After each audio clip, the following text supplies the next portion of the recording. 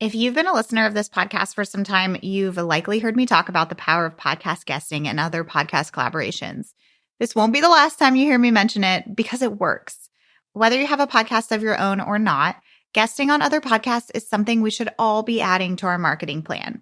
I'm excited to welcome Melissa Burch on the podcast today to share about her experience with podcast guesting. She tells us how, despite having her own show, the thought of guesting on other podcasts was really nerve-wracking. She shares the fears she had about guesting, how she managed to start trying it, and how doing so has helped her grow her podcast and build new relationships. Melissa is the founder of Annotated ELA, where she supports teachers in writing instruction by helping them streamline instruction and provide meaningful feedback to reclaim their time and enjoy writing with their students. She's a classroom teacher with 19 years of experience and has a passion for creating resources that help teachers share the joy of writing with their students. Melissa took my mini course, Guesting for Educators, to help boost her confidence and feel prepared before pitching other podcast hosts. If this is something that you're ready to try, you can grab the link for the mini course in the show notes for this episode. As you'll hear Melissa say, guesting can feel a little bit scary, but you deserve to have your voice heard. Let's get started. Your podcast is a powerful tool that serves your audience and your business. But how do you manage it all, bring in new listeners, and convert those listeners into customers? That's what this show is all about. Welcome to Podcasting for Educators. I'm Sarah Whitaker, classroom teacher turned podcast manager, and I'm here to help you get the most out of your show, all while making an impact on other educators. Good morning, Melissa. Welcome to the podcast. Thank you so much for being here. Good morning, Sarah. Thank you so much for having me. Absolutely. So we are going to be talking about your experience with podcast guesting today, which I'm very excited about. But before we get into that, can you just tell everybody a little bit about your podcast, who it's for, when you started, all of that good stuff? Sure. Actually, I'm really excited. Next month will be a year for my podcast. So Congrats. Super exciting. Thank you. It's the Annotated ELA podcast, and it's primarily for middle school ELA teachers. And on the show, I say we, because I love to have guests on there. We like to share writing and reading activities and strategies that encourage students to be better readers and writers. So helping teachers just engage those middle school students who are so hard to engage in reading and writing. And there's some episodes about hard truths about being a middle school teacher because it is hard out there. But there's also so much joy and good, and we just like to talk about all of that. Yes, I love it. I have a special place in my heart for middle school teachers because I feel like it's such a tough age. I know that so many of you out there you really bond with that age group, and I think it's amazing. And I feel like there's not that many podcasts for middle school teachers. There is not. So, I have to say, I did your Podcasting for Educators prep school course. And when you had us look through kind of that niche, there is not a lot. There's a few of us, but not a lot of us. So it's nice to be out there. And I do find other elementary school teachers and high school teachers that have sped students have found me.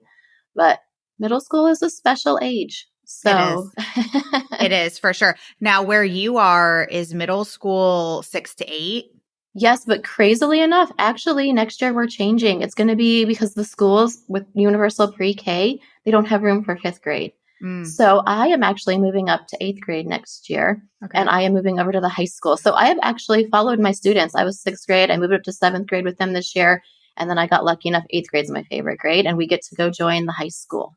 Oh my gosh. So they're putting 8th grade in high school. So it'll be 8th through 12th grade where I am, and then 5th through 7th grade. Wow. Oh, that's so interesting. I've never heard it done that way. A few of the county that I used to teach in, elementary school went to 6th. Then middle school was 7th, 8th, and then high school started at 9th. And I didn't love that because I feel like the 6th graders are just on another level and do not belong in an elementary school. They really are. I was at a school where it was elementary was K2, and then we were a 3rd through 8th grade school. Oh, interesting. So, I think it just depends, but yeah.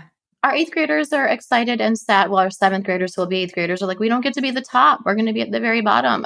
Yes. Yeah. The 9th graders are probably happy though, because they're not going to be the babies of the school anymore. Awesome. Well, I love that you've been able to follow your students each year too. That's really special. It has been. Okay, so let's talk a little bit about your experience with podcast guesting. So first, tell us, why did you decide to try guesting on other podcasts?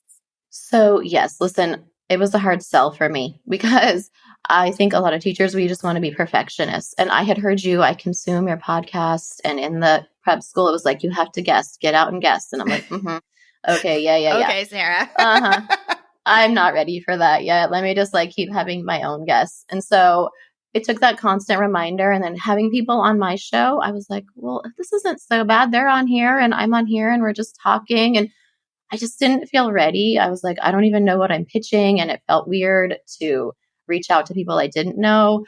So I got your guesting for educators because I was like, I need a confidence boost. So that kind of helped. And then I just like, well, I love collaborating. I mean, daily at school, I just love talking to teachers. And why am I holding everything back? Because imposter syndrome was real. I'm like, everybody already knows everything. I don't need to go on someone else's show. What do I have to talk about? No one cares. They already know. And then I thought, yeah, but I want a village around me and I want to build my community. So I was like, okay, I'm going to give this a try. So I dipped my toe in by talking to people I was already friends with and having them let me be on their show. So it was a soft pitch to those people because they were already in my little business community and it felt safe. And I finally just started branching out to pitching to people I didn't know. And I just decided, what do I have to lose? I better start listening to everyone and just get out there and do it if I want more listeners and more people in my community. Yes. Okay. This is such a cool perspective because some people will start with podcast guesting and that kind of like dips their toe into the podcasting world and then they might end up starting their own podcast. But in this case, you already had a podcast and I love that you were able to see like, okay, well, people are coming on my show. I can do this on other people's shows. And starting with people that you know is really smart to get comfortable with the process because I feel you. Like when you're a guest on somebody else's show, it's very much like a release of control because some people might not prep you very much before the interview. So you might be kind of going in a little blind. And even if not, like you never know the direction that the conversation's going to go. You might feel kind of that pressure to perform really well because it's kind of a one-shot opportunity. So it can be scary. I've definitely felt that way before as well. Yeah, it's definitely the release of control is hard, especially having my own podcast first. Yes. I was like, well, I'm just so used to like sitting in the dark in my pajamas recording and no one knows that I'm recording and then stopping and editing and then I have to be on someone else's show. And what if I have to stop? And what if I have to change? And what if I let them down? And all of those thoughts start racing through your head. But the worst that can happen is we edit it out. And I just had a really great conversation with someone. Yeah, absolutely. And I mean, I've even had people, guests who I've had on, contact me after the interview and be like, I didn't really like the way that I phrased this, or I wish I hadn't said that. Could you take that part out? Like that's always an option if something happens and you like really hate the way that something went in the interview. I'm curious, when you like first started reaching out to people, did you have trouble finding shows to reach out to? It's hard, especially because I'm more middle school and there's not a lot of shows to get on. But I did get creative. I'm really lucky in the fact that I had gone through Amy Porterfield's Digital Course Academy. And so I had a little pod group, is what she calls them. And I really leaned into creating this little group to help me get through it. And I got lucky because one of them is actually an instructional coach in Texas who also happens to be the president of the TCTLA, the Literacy Association, and they have a podcast. And then she knows other people. So that helped already having kind of that network because I really believe in community over competition. Like I just want that community around me. So it was hard, but I got creative and started thinking about, well, who else can I talk to? Even like the local library has a podcast. So why can't I be on that? So I just started to get creative about, well, where could reading and writing benefit other people? Oh, that's awesome. I love to hear that. And I know that that'll be helpful for people because finding the right shows can be a little bit intimidating and it can be challenging. I think the world of educational podcasts is expanding slowly, but you do have to do a little bit of digging. And I love that you looked locally too. I think that's something that a lot of us forget to do is look around in your community. And yeah, I've actually heard recently of a lot of libraries starting podcasts. So that's really cool that you made that connection. It's nice when they're really active. Our library is super active. So Yes, absolutely. So, okay, tell us a little bit about your experience once you started podcast guesting. What kind of impact did you see that have on your podcast? Sure. So I definitely started getting more listeners. I mean, right, the podcast is not just a one shot, it's there forever. So even if it's seasonally, remembering to promote that, even if the podcast episode was 4 months ago or a year ago, remembering it's still there. But I saw definitely more downloads. The trick is once I had new listeners, making sure I was putting out content that they wanted to come back to. Mm. So it did definitely grow my community. I saw usually right after an episode released, kind of my biggest uptick in new listeners. So really trying to get them to stay in my community. What could I provide for them that would get them to stay with me? But I also saw the impact on just the connections I was making with the hosts. We could continue to work together if it felt right. So it grew my community not only in my business with who I was serving, but also grew my community and who I could work with on the business side of things, which was expected, but not expected because you never know, well, is this going to work? Especially when you're doing kind of, you want to be on podcasts that complement what you're doing. So it doesn't always fit exactly, but it's just been really nice to connect with other business owners who are going through what you're going through. And I think that the listeners hear that relationship and then they're excited to stay with me when they know that I'm open to that kind of thing. But my podcast is slow growing. I wouldn't say that I've had like meteoric rise, but it's grown every month since I started. And I think that podcast guesting is really to thank for that. Yeah, I love to hear it. I know you bring up a good point that, when you guest on a show, you're going to see that biggest uptick the week that interview goes live, but there's going to be people who are going to go back to that episode as they become new listeners of that podcast or whatever. Like I've heard from people who are like, I heard you on X, Y, and Z podcast that I did a year ago. And so that's always really cool to hear. And you bring up a really good point about how guesting, it does form those really great relationships, which is often an unexpected benefit of guesting, but it can also lead to more collaborations. Like I think it's important to remember that after you do that initial interview, it doesn't have to stop there. Like you could go back on their show later, or they could come on your show and be a guest once or a repeat guest later down the road. Like there's so much opportunity. You could collaborate in other ways. Maybe, down the road, they're going to host a virtual summit and you're going to be the person that they think of to reach out to. Yeah, it's been really helpful and exciting. And to backtrack a little bit, I also just wanted to point out that I love how you kind of thought about, okay, if I'm bringing in new listeners who have heard me on this podcast, how can I make sure that I'm keeping them around? And I think that's a piece to really consider when you're doing podcast guesting is, okay, I know that my interview is going to go live this week. How can I really tailor the content that's going to be coming out on my podcast for the weeks to come to make sure that those people are going to kind of stay in my world and stick around and continue listening? So do you think about that when you guest? Like, do you kind of maybe put some extra intentionality behind the weeks to come in terms of the episodes that go out on your show? Absolutely. Yeah. And it can feel overwhelming because I do try to get kind of a 30,000 foot view at the beginning of every year. Like, what am I going to do for the first, quarter, second quarter, and try and almost have my whole year kind of loosely mapped out, which makes it easier, I think, then to tweak when I do end up guesting. I can be like, okay, well, I can stick this or switch these around because it's already kind of planned for me. But yes, I've been trying to be really intentional, and I made a goal of how many I wanted to guest on. And then when I wanted to kind of be guesting to line up with things I might already have in mind, and it doesn't always work out perfectly. But when it does, like I really wanted to try this summer to do the little extra episode along with my regular episode since I'm going to hit a year. And so I'm excited to have some kind of guesting things lined up right before that happens so that maybe when new listeners come in, they're going to get this extra pop of things. And I have special things planned for like throughout the summer and then into the beginning of the school year that I hope will be really helpful for them. So absolutely, I try to be as intentional as possible when I can make that happen.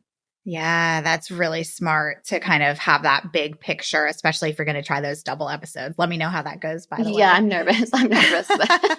Yeah, no, I mean, it's the perfect time to do it. You've probably heard me say that. If you're going to do those double episodes, try it during the summer. Yeah. Yes, I think it was a podcast episode you did with the stellar teacher, and she was doing double episodes. And I was like, all right, I'm going to keep that in mind. I'm not ready, but I think this summer I'm ready for it. So Yes. I love it. Have you found that it's kind of like all over the place in terms of like when you guest on a show, are people's timelines kind of all different? Like some people might be really batched out. Some people might be week by week.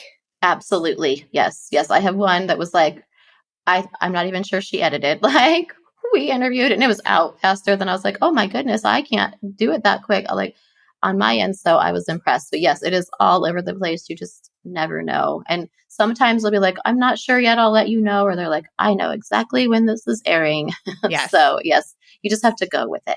Yes, absolutely. And it's another thing to consider, like if you are going to try to use podcast guesting as a strategy before a launch or something new in your business, you really want to do it ahead of time because you never know what that timeline is going to be for the host. Which helps to create those relationships because then you can kind of be like, hey, I think I'm launching something. Do you have room in your schedule once you've kind of created that relationship with someone?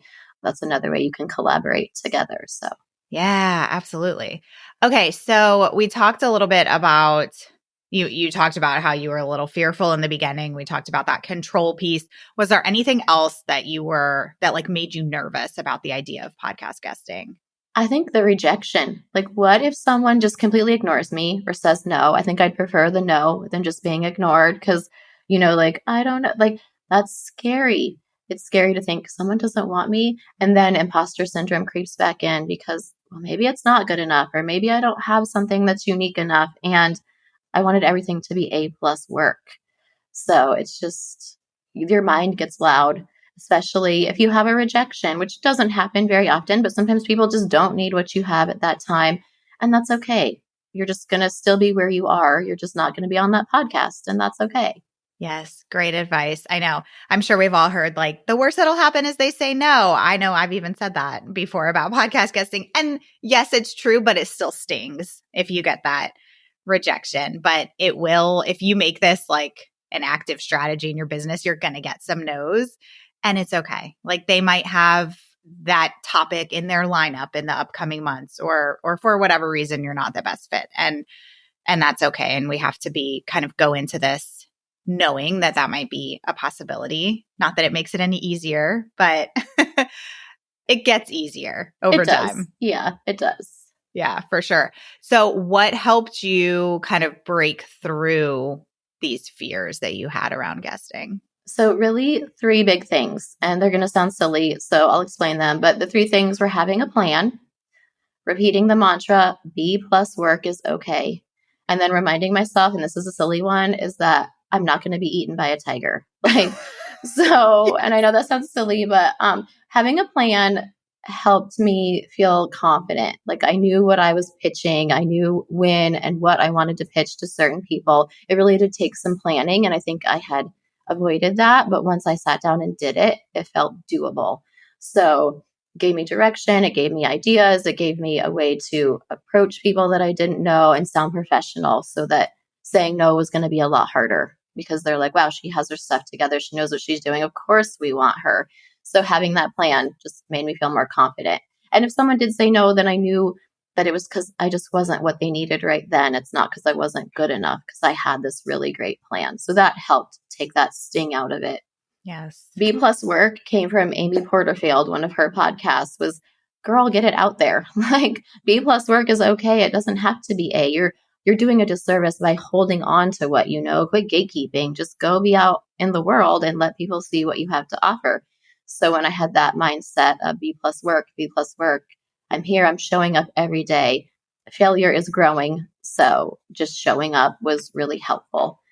And then, of course, I'm not going to be eaten by a tiger because fear is a real thing. Like we go to our roots of fight or flight. And if I get told, no, this is the end of the world, but I'm not in caveman times where I'm running from a tiger, if tigers existed then. But the worst that happens is a no. No one's going to eat me. I'm not going to die. I'm just still going to be right here. But if someone says yes, there's so much to celebrate and such an opportunity. So why would I not take that opportunity to get a yes?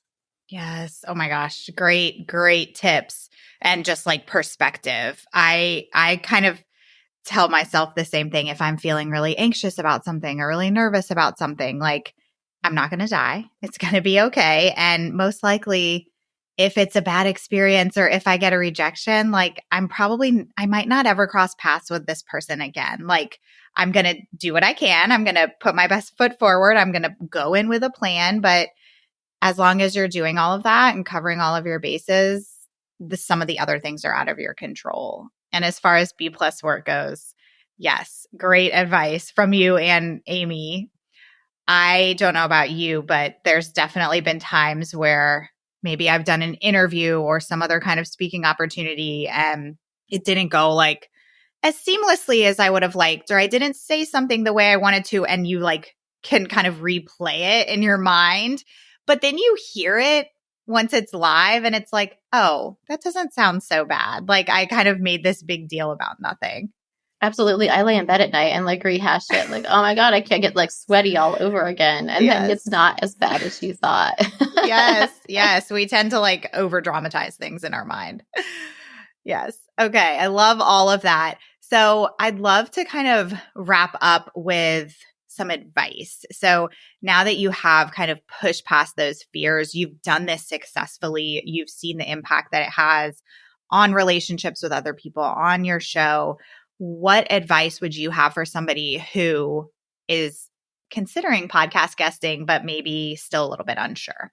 So I think kind of like me, have a plan, because then when you reach out, even if it's messy, you had a plan.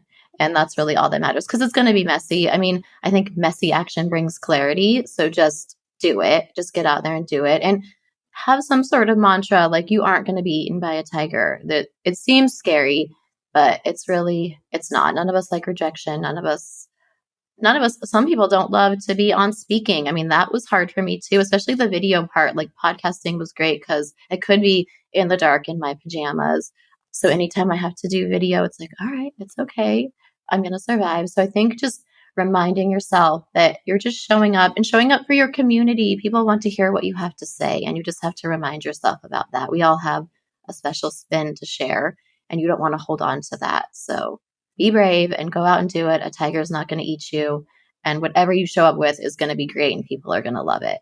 Yes. Great, great advice. And you're so right. I mean, we all, even if you mentioned this at the very beginning of the interview, like even if you feel like you're talking about something that people already know about, it doesn't matter. The way that you present the topic, the way that you share your experience with something, it's going to end up resonating with somebody in a different way and connecting with somebody or teaching somebody something new.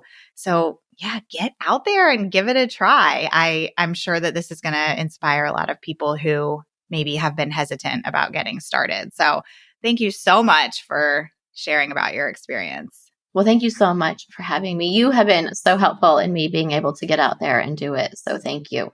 Good. I'm so glad to hear that. So thank you for sharing. And before we wrap up, tell us where we can find you, where we can find your podcast online. Sure. Yeah. So my website has everything, annotatedela.com. My podcast link is on there, but I'm on Apple and Spotify and all of the major listening apps, and on Instagram at Annotated ELA.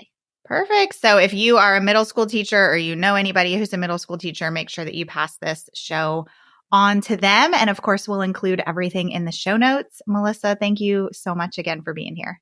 Thank you so much, Sarah. Thanks again to Melissa for sharing about your experience with guesting. If you've been hesitant to try, I hope this conversation inspires you to start taking action. Get out there and pitch your first few podcasts. And if you need some support, don't forget to grab my mini course, Guesting for Educators. If you want help with crafting your topics, writing an easy yes pitch, leveraging your interview, and more. This mini course is open now, and you can get through it in just a weekend. Who knows, a couple months from now, you could be seeing the impact of guesting on your podcast and your business. Thanks so much for listening to today's episode. To keep this conversation going, connect with me on Instagram at Podcasting for Educators. I'm always looking for an excuse to talk about podcasting. If you're looking for support in launching, managing, or growing your podcast, check out my online course, the Podcasting for Educators Prep School, at podcastingforeducators.com/prep school. I'll see you here next time.